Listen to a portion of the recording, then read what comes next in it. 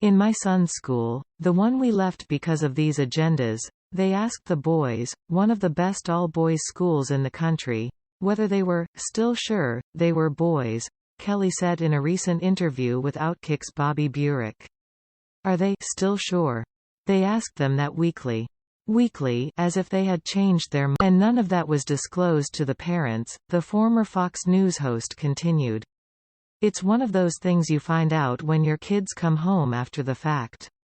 It's outrageous, it's confusing, and 100% abusive. Kelly also noted that, if we don't have parents with microphones standing up against it, then we surrender and are complicit in it.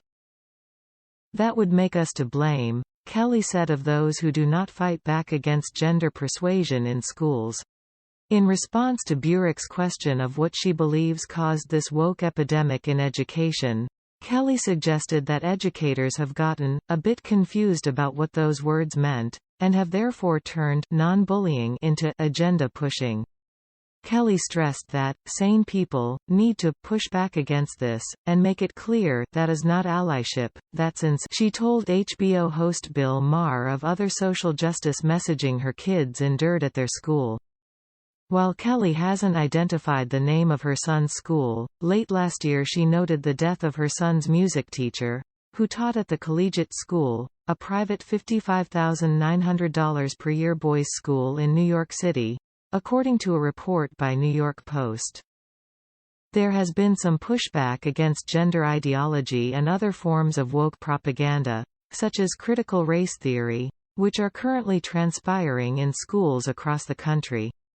Last month, a Loudoun County, Virginia schoolteacher resigned over what she called the highly politicized agenda of critical race theory being forced on. In 2019, at a recent school district meeting in Manchester, Indiana, parents voiced their concerns about a policy that permits biological boys who claim to identify as girls to use the girls' bathrooms in the Manchester elementary school. The parents were barred from discussing a transgender bathroom policy.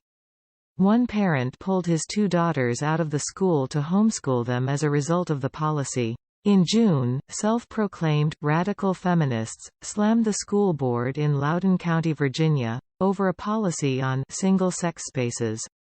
The feminists affirmed that girls deserve privacy from boys, including boys who claim to identify as girls.